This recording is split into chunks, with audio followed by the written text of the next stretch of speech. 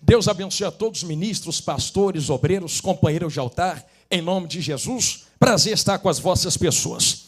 Quem tem Bíblia, diga eu tenho. Saca a tua espada da bainha, a flecha da aljava, e localiza comigo 1 Samuel, capítulo de número 7, aonde está contido o tema desse tão bom congresso. Você que encontrou, diga eu achei, pastor Jonathan.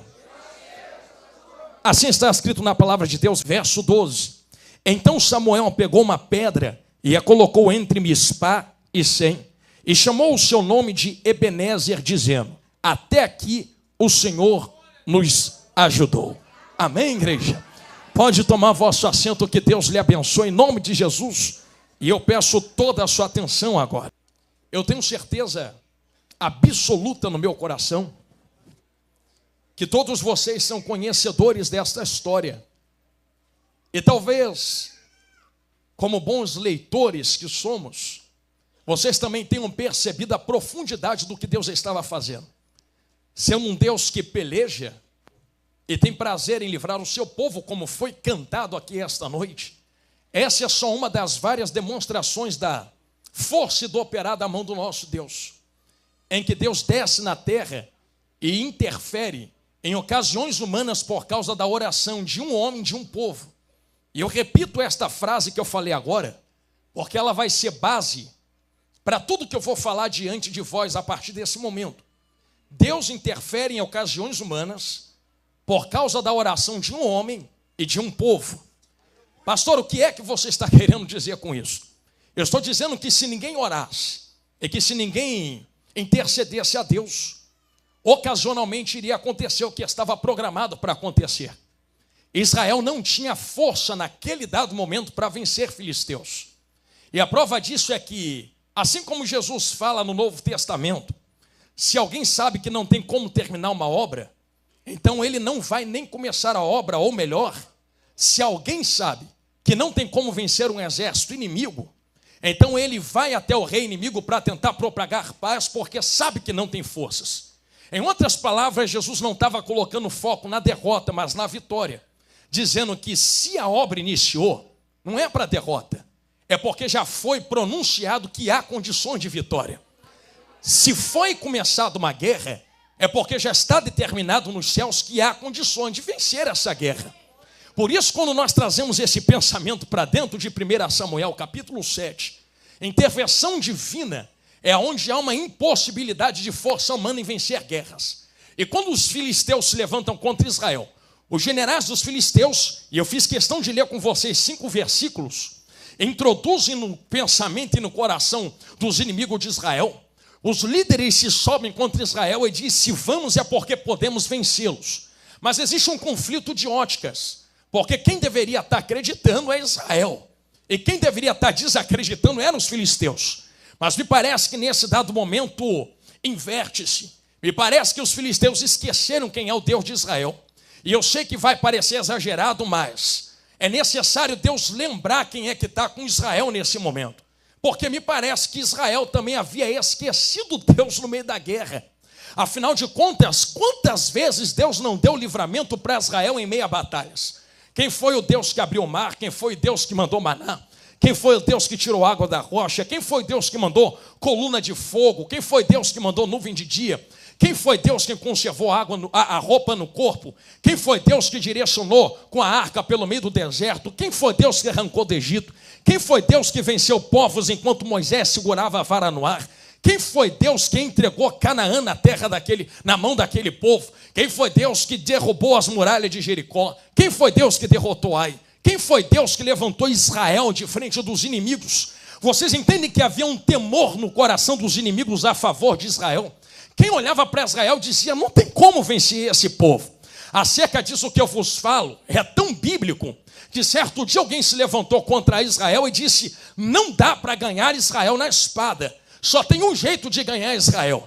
Existe uma palavra sobre Israel de vitória, então é necessário quebrar a palavra de vitória para que haja uma derrota. E dentro desse contexto vão chamar um profeta, levar em cima de um monte, e vão dizer: profeta, bate a um tambor e proclama contra Israel. Só que até nisso Deus é fiel, porque quando aquele profeta vai abrir a boca para amaldiçoar Israel, Deus muda as palavras na boca do profeta, enverga a língua, e ele começa a profetizar. Quem pode quebrar o que Deus levantou? Quem pode matar o que Deus deu vida? Quem pode derrotar aquilo que Deus chamou para a vitória?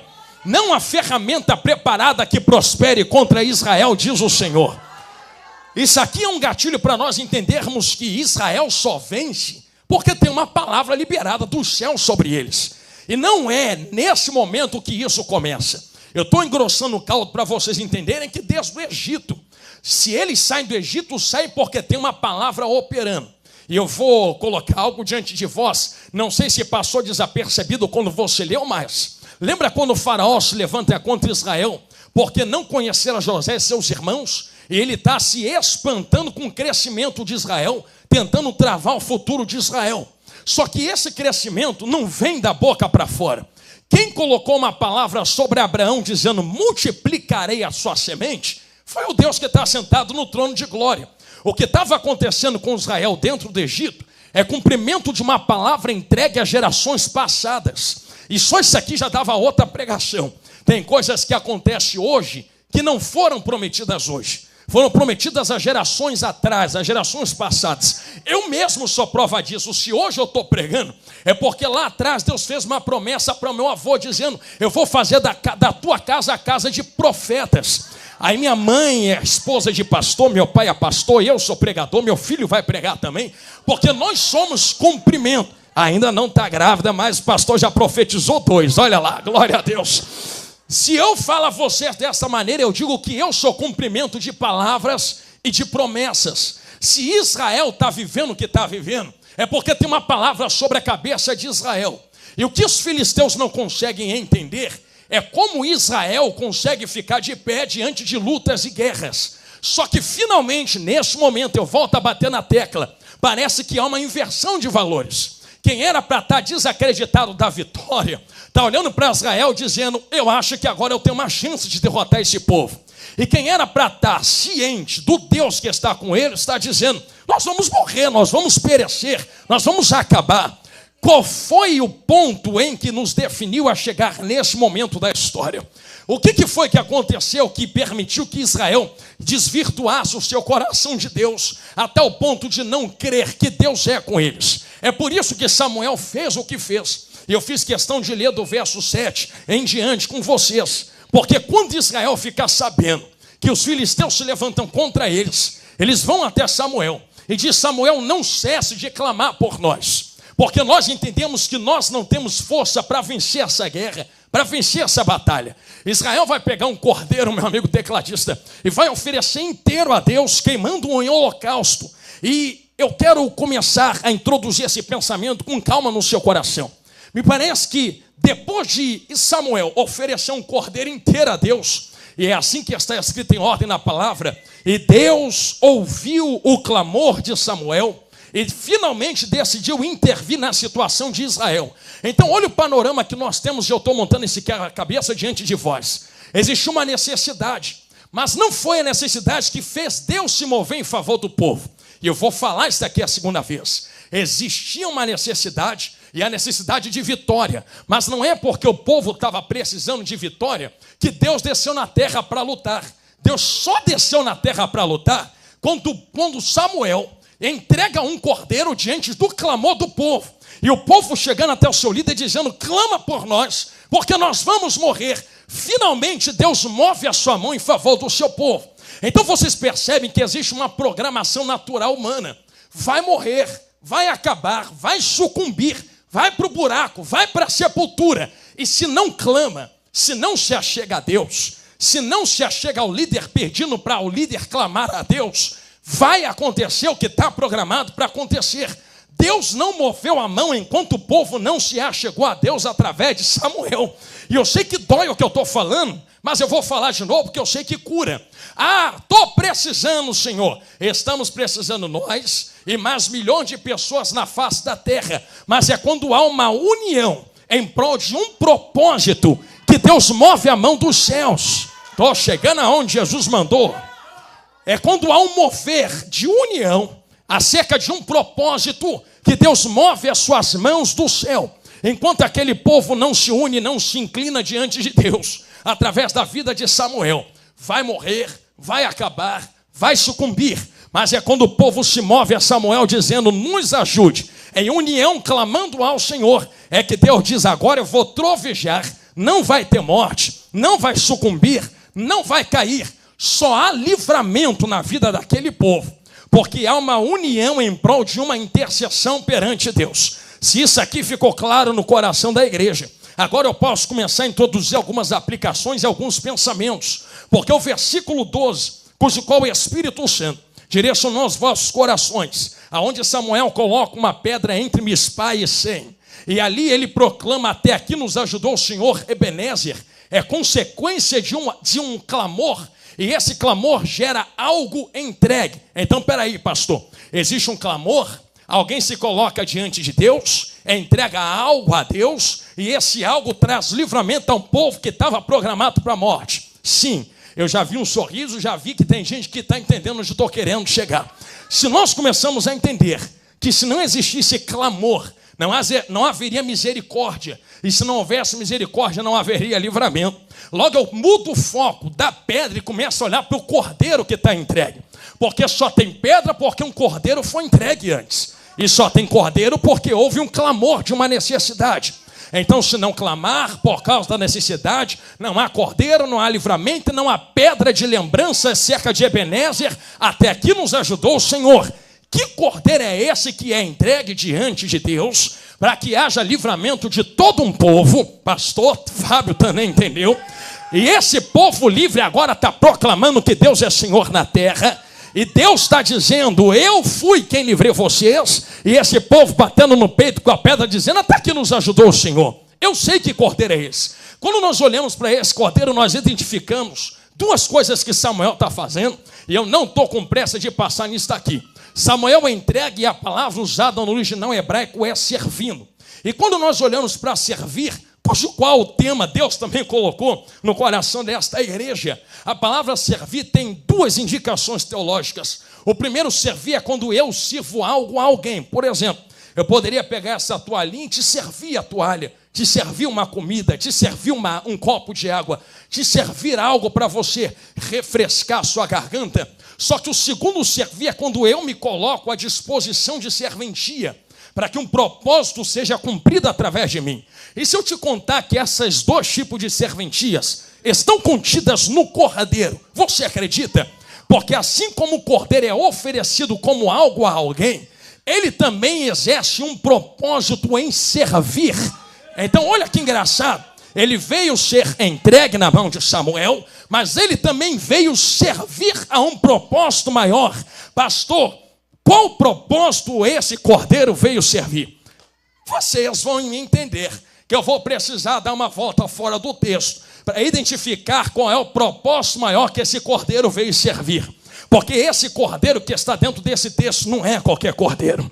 Porque esse povo programado para a morte está tendo livramento, porque alguém veio servir e alguém veio ser entregue como serventia.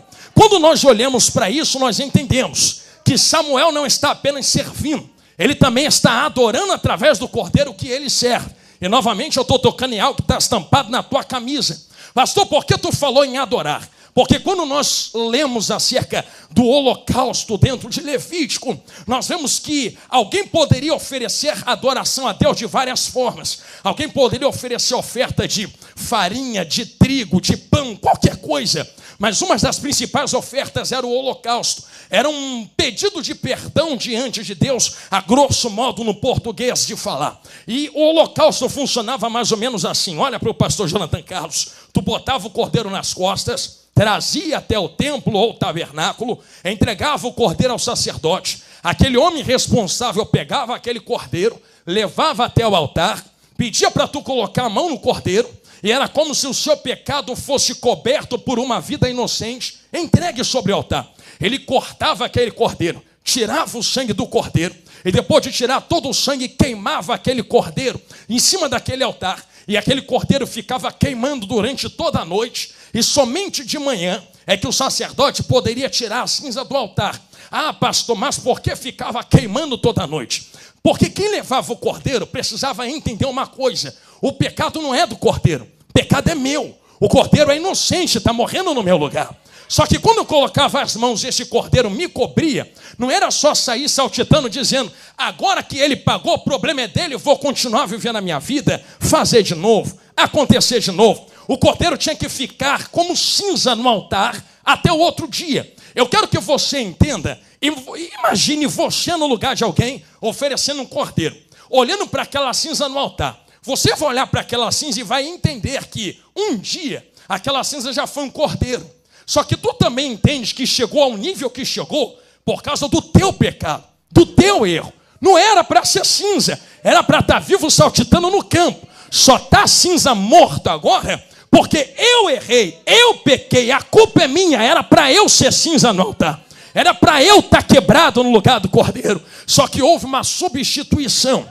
É por isso que o sacerdote estava proibido por Deus de limpar durante o dia, durante a tarde e durante a noite, a madrugada e somente no outro dia. Porque quem olhava, ai Jesus, vai doer, mas vai curar, precisava sentir o peso do que estava sendo entregue.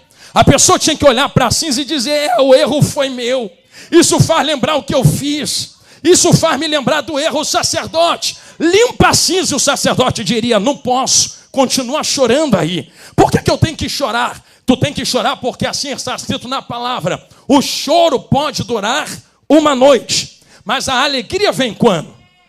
Aí pela manhã o sacerdote se levantava, olhava para quem entregou o cordeiro e dizia assim: você já chorou bastante? Você entendeu o peso do que tu fez? Tu está entendendo que não é só pecar, pedir perdão, pecar, trazer cordeiro, pecar, trazer cordeiro. Tu tem que entender o que tu está fazendo. Vou tentar não fazer de novo não. Opa, já ganhei um ponto. Porque o ponto de Deus nunca foi tu ser perfeito 100%. Embora Ele nos cobre a busca por algo perfeito. Mas Ele entende que ninguém aqui vai ser 100% perfeito. O que Deus nos cobra é: não fique acomodado no lugar do seu pecado. Caiu, levanta, errou, pede perdão e segue. Tenta não fazer mais. Existem duas indicações do cordeiro entregue no altar. E eu disse que eu ia dar uma volta fora do texto, fique comigo. Pastor, quais são as duas indicações? Ou eu entrego como algo que cobre o meu pecado, já programando o próximo pecado para entregar de novo. Ou eu entrego dizendo: me ajuda a nunca mais fazer o que eu fiz para tu estar aqui no meu lugar. Vocês acham que é o que Deus pede de quem está entregando o cordeiro? Tu acha que se eu colocar o cordeiro como alguém que já está programado para morrer, toda vez que eu pego, não sou eu usando o cordeiro para poder continuar pecando? Agora, se é o cordeiro quem me usa, não eu uso o cordeiro. Quando eu trago o cordeiro, eu digo: o cordeiro me perdoa. Eu não queria ter feito o que eu fiz. A diferenciação é esta: entre alguém que maquina o mal e alguém que não deseja fazer, mas acaba fazendo. Como Paulo diz no Novo Testamento: o bem que eu quero eu não faço, mas o mal que eu não quero acabo fazendo. Isto é perdoável diante de Deus. Por que é perdoável, pastor? Porque eu não queria, mas eu sou fraco, eu acabei caindo, eu acabei errando. Mas o cordeiro veio para cobrir o meu erro, cobrir o meu pecado. Eu dei essa volta e vim até aqui com vocês, parecendo que eu estou fugindo de cordeiro e pedra, para vocês entenderem a intenção do coração acerca do pecado. Eu posso colocar o meu coração inclinado numa programação de pecado, dizendo: é só pecar e pedir perdão. Ou eu posso limpar o meu coração dizendo: Deus, me ajude a não fazer mais isso. Tudo está na intenção do coração. Agora eu vou começar a voltar de novo. Pastor, voltar por quê? Porque Deus poderia ter salvo Israel sem entregar o cordeiro? Poderia. Deus poderia descer, trovejar, abrir a terra, jogar filisteu para dentro, mas não fez. Porque se Deus salva sem o cordeiro ser entregue, e o cordeiro só é entregue por causa de um clamor acerca da necessidade, Deus entende que não é Ele quem está usando Israel, é Israel quem está usando o poder de Deus. Agora eu vou começar a entrar. Pastor, o que é que você está falando? Que se toda vez que Israel se afastasse de Deus, Deus descesse para livrar, sem Israel buscar o Senhor, sou só eu usando o gatilho que eu tenho com Deus para me dar bem na terra. Deus deixou afunilar até um ponto irrevogável. Deus permitiu chegar até um ponto onde não havia mais força em seres humanos para vencer guerras. E num ponto irretornável, num ponto irrevogável, o povo começa a colocar diante de Samuel a sua necessidade. Nós vamos morrer. Há um clamor que sobe aos céus. E que fique muito claro o que eu estou falando agora. Eu abro um parênteses para testificar isso aqui que eu estou pregando a voz. Deus desceu para livrar Israel dentro do Egito. E assim está escrito na palavra, e vai reclamar com quem escreveu quando tu chegar na glória, que Deus ouve o clamor de Israel que sobe por causa do chicote de Faraó que estala. Então Israel está tomando chicote, um clamor sobe, Deus ouve o clamor, está escrito aqui dentro. E Deus desce para conhecer Israel. Eu vou fazer uma pergunta clara, quem está aqui embaixo, quem está na galeria, quem está no púlpito. Deus não é onisciente, sim ou não? Se é onisciente, não sabe de todas as coisas. Se sabe de todas as coisas, não conhece todas as pessoas. Desde antes de nascer, como disse para Jeremias. Se conhece todo mundo, como é que está descendo para conhecer Israel? A palavra no hebraico ali não é conhecer algo que ele não conhece. A introdução daquela vertente é descer para aumentar o nível de relacionamento. Não é ele quem conhece o povo. É o povo quem não o conhece como deveria conhecê-lo. Sei que doeu, mas curou. Vou dar outro exemplo. Quando Deus chama Adão de trás do esconderijo, dizendo, se apresenta aqui na minha frente. Adão, aonde estás? Não foi assim que Deus falou? Vou deixar tu responder para não pensar que é coisa minha. Deus não é onipresente. Se é onipresente, não está em todos os lugares. Se está em todos os lugares, não está no esconderijo de Adão. Se está no esconderijo de Adão, não sabe aonde Adão está. Se sabe aonde Adão está, por que fica onde estás? Nunca foi Deus que perdeu Adão.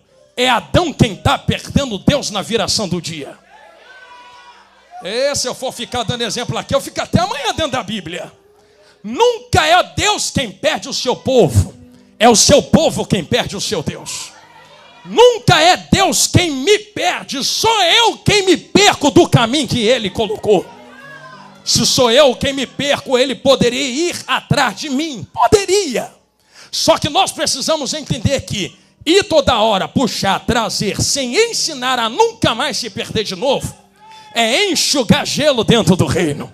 Não, vou chegar lá, vou continuar batendo nesta tecla. Então ele ensina. Eu sei que vai doer o que eu vou falar, mas vai curar. Vou abrir um parênteses. Vai doer, mas vai curar. Eu acho que eu já falei isso aqui uma vez e repito. Tem duas tempestades dentro da Bíblia, sim ou não? Uma que Jesus está na proa do barco e outra que ele chega andando sobre as águas. Sabe o que acontece? Aonde ele está na proa do barco, o vento sopra, acordam ele acalma o vento. Aí olham para Jesus e dizem, quem é esse que até vento e mar lhe obedece? Não parece uma coisa bonita de se dizer para Jesus? Mas não é não. Porque Jesus está andando com eles para cima e para baixo todo dia. Aí o vento sopra, quem é esse? Como assim não conhece Jesus? Anda com ele e não conhece quem ele é?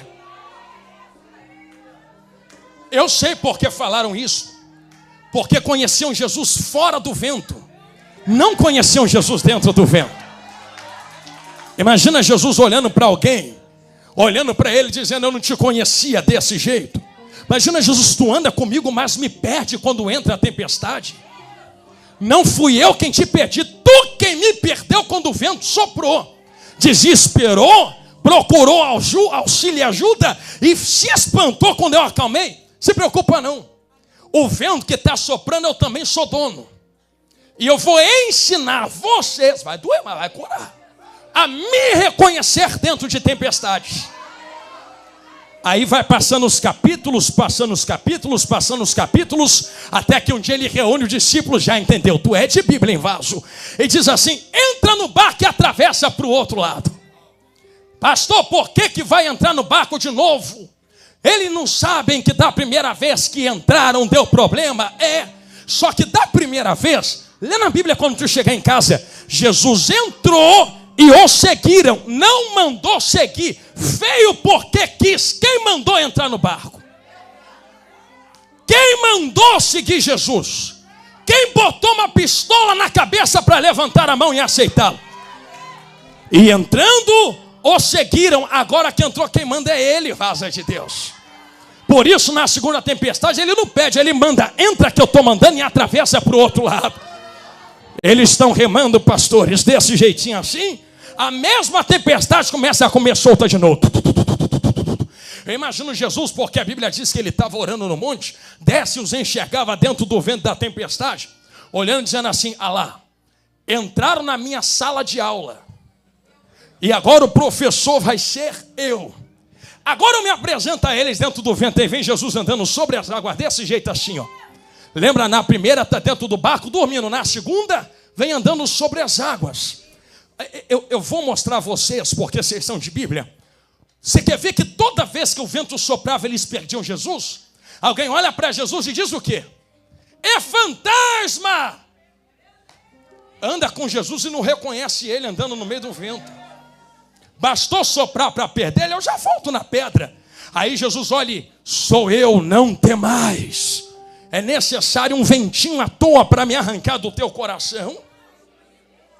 É necessário uma luta à toa para tu parar de me reconhecer dentro da luta? Vai doer mais ainda. Aí olha, Pedro, se é tu mesmo, manda eu ter contigo sobre as águas. Tu pensou que Jesus ia fazer o quê, Pedro? Pensou que Jesus ia olhar para Pedro e: ô Pedro, olha quanta fé. Deixa eu preparar um caminho para tu andar, rapaz. Deixa eu acalmar o vento, a tempestade, e tu vem negativo. Se quer vir, vem com vento mesmo, Pedro. Se quer vir, vem no meio da tempestade. Aí vem Pedro desse jeito assim, varoa, no vento. Ah, como é que eu estou voltando no coração para ligar tudo e vocês não estão percebendo. Enquanto Pedro está com o coração e a visão em Jesus, está caminhando. O vento está soprando, está forte, mas está caminhando. Porque vento não afunda.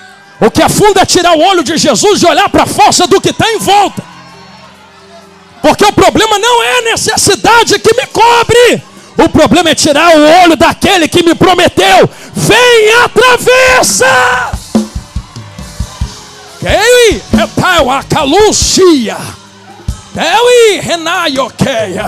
Eu senti um varão passar aqui. Pastor, por que tu está dizendo isto?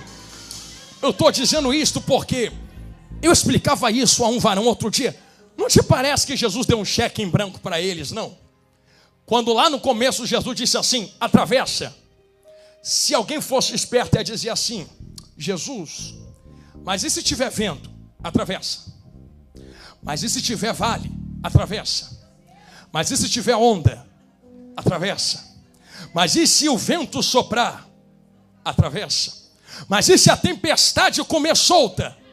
Atravessa. Mas e se a necessidade me encobrir? Atravessa. Mas e se a falta de recurso bater a porta? Atravessa. Mas e se tentarem nos trancar? Atravessa. Mas e se tentarem nos acorrentar? Atravessa. O vento não é maior do que aquele que deu a palavra. Atravessa.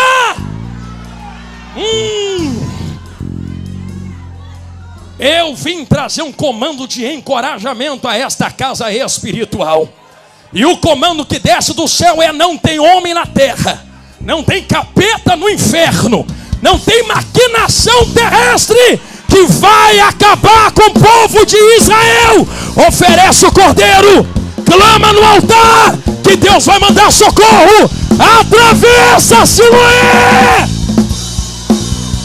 Carraio, requeia, correnentre, ugiteia, rataua, corremaioqueia, ulia, sandoqueia. O vento não é maior do que o Jesus que lhe convocou no meio da tempestade. Atravessa, atravessa, atravessa, atravessa, atravessa. Será que tu pode pegar na mão de quem está do teu lado esta noite? Me ajude a pregar. Dá uma balançada santa na mão desse vaso. Encoraja ele dizendo: atravessa. Esse vento não é maior que a gente. Maior é o cordeiro que nos chamou no meio da tempestade. Atravessa, atravessa. Elaio, reneio. Ecaio, reva.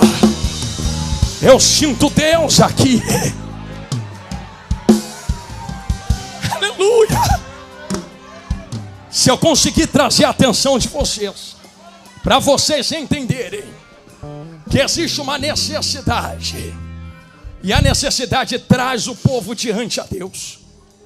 E um clamor sobe até o Senhor. E esse clamor que sobe traz uma resposta de livramento.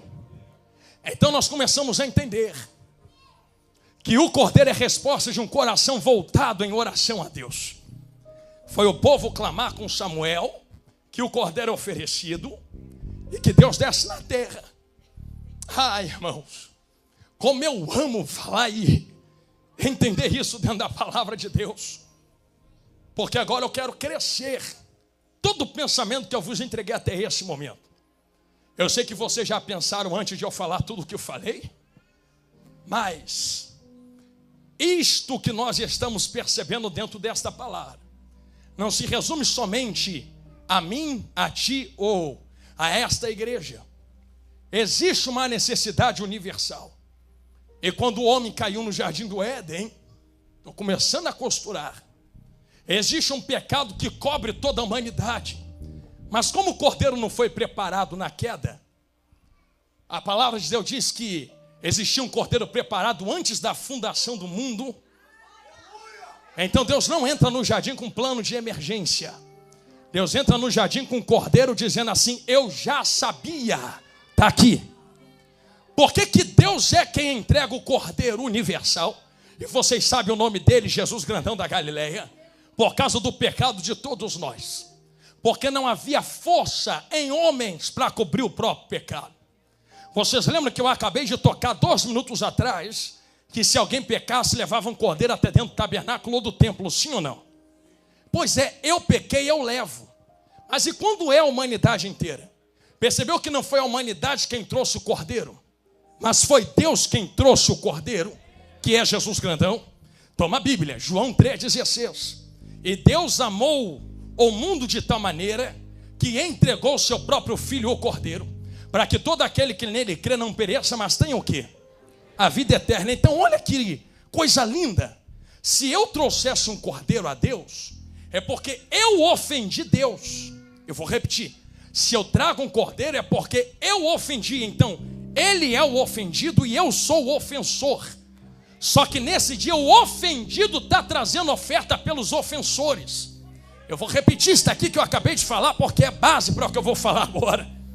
Porque o padrão do que Deus estabeleceu é: os ofensores trazem oferta ao ofendido.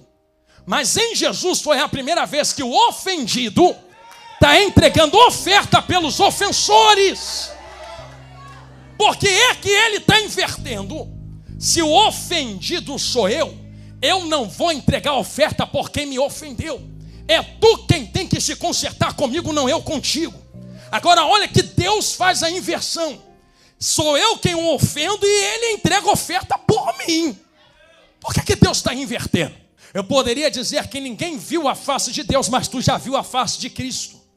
Quem vê a face de Cristo também morre. E só pode ver a face de Deus na glória quem vê a face de Jesus aqui na Siloé. Não lembra que tu viu o cordeiro sendo oferecido por Samuel, Siloé? E agora tem uma pedra entre Mispa e Sem, dizendo até aqui porque é temporal. E se quiser continuar vendo a face de Deus por toda a eternidade, tem que morrer aqui dentro hoje. Não, estou morto, não, estou vivo, vivo nada, vocês são tudo defunto. Eu sou o primeiro defunto aqui dentro.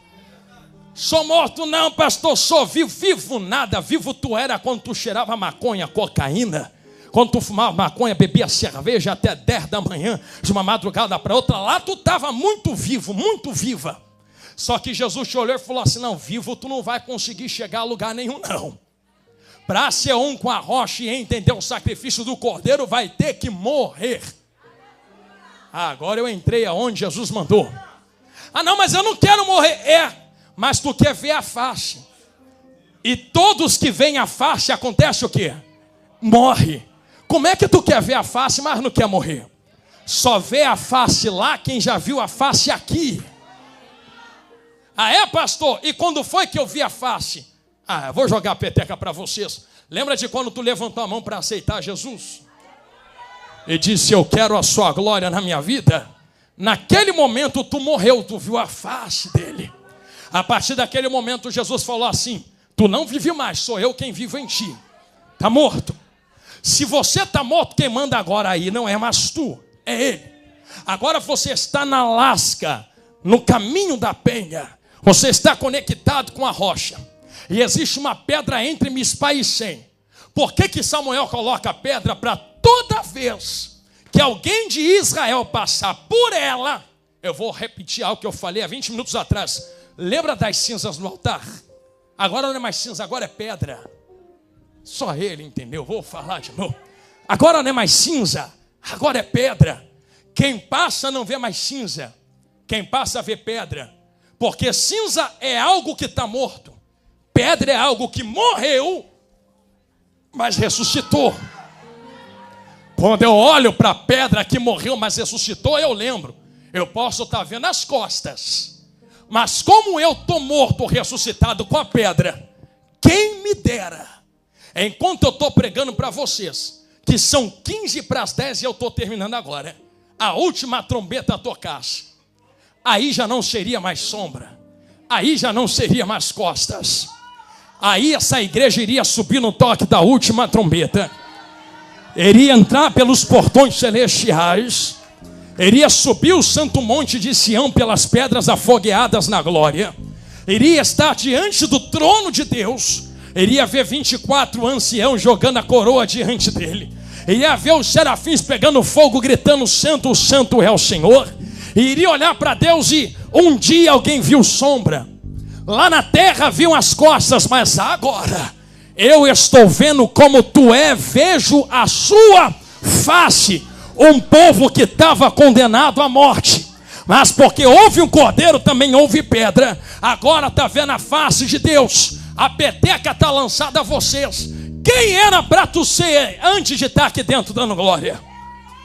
Tinha gente, eu vou repetir o que eu falei 2 anos atrás aqui, que numa hora dessa, sabadão à noite, tu estava onde, filha de Deus? 10 anos atrás, 15 anos, 20 anos, quem tu era? Lembra de quando tu rodava a bolsa na esquina? Lembra de quando tu estava de fuzil em cima da favela? Lembra de quando tu estava saindo uma hora dessas para assaltar, para roubar, para matar 10? Lembra de quando tu estava agarrada no vício da maconha, da cocaína, da cerveja, das coisas erradas? Lembra quando você estava escravo da infidelidade, não conseguia parar de fazer o que a tua carne mandava? Mas o Senhor passou com a glória e te botou na fenda, na brecha.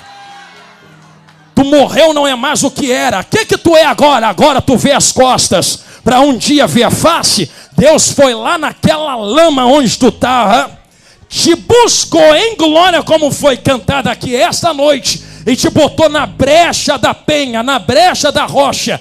Eu só olho de fundo aqui agora, porque vivos estão lá fora. Aqui só tem morto ressuscitado. E Jesus vos libertou do vosso pecado para vos dizer: vocês estavam condenados, povo de Israel. Vinha uma multidão para te destruir, mas no clamor de Samuel o cordeiro foi entregue para agora ter uma pedra. Deus trovejou do céu.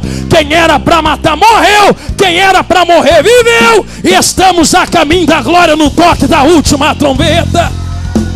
Eu não pedi para tu fazer isso agora, mas vou te pedir no final da pregação. Você pode pegar na mão de quem está do teu lado aí. Isto, não largue da mão dela, não largue da mão dele. Você vai profetizar algo sobre a vida desta pessoa. Pastor, vou profetizar o quê?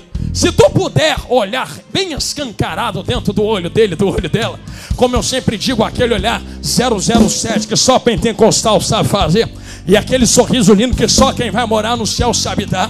Se tu puder fazer uma pergunta com todo respeito a ele, a ela, dizendo quem tu era antes de Deus te colocar na brecha.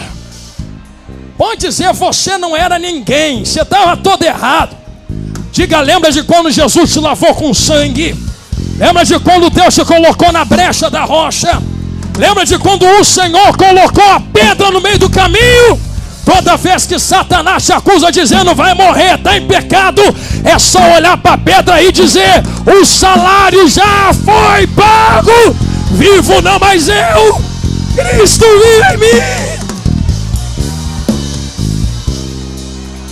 Eu sinto uma graça de Deus repousar nesta casa. Eu não sei como tu entrou aqui dentro, mas eu sei como tu pode sair. Eu lhe dou 30 segundos do tempo que eu tenho para tu abrir tua boca e agradecer a Deus. Está entre Mispa e Sem. Por isso gritamos: Ebenezer.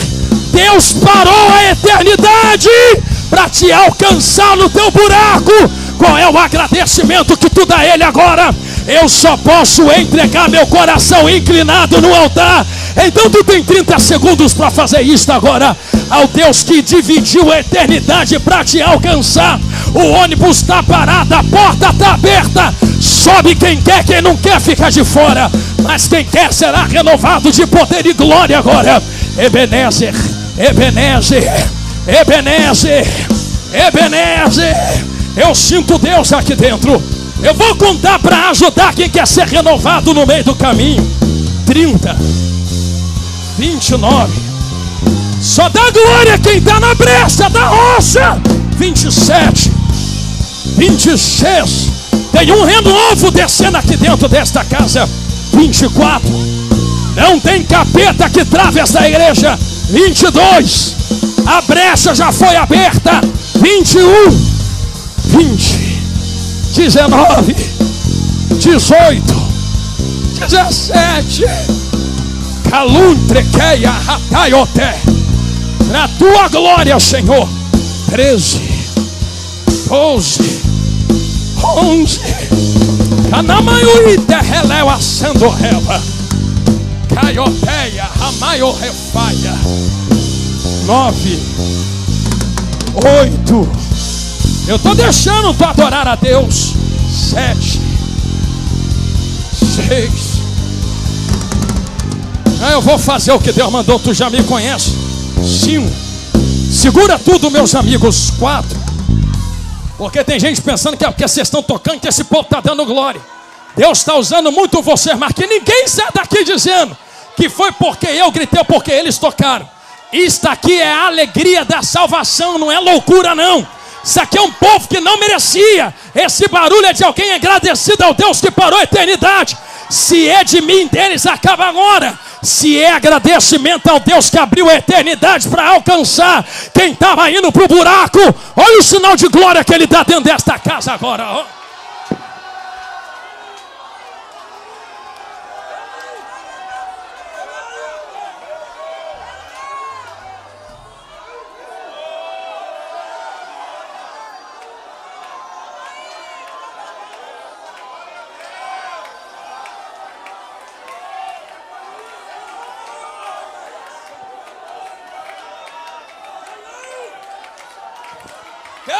Santo que teia, calaio remaia súria.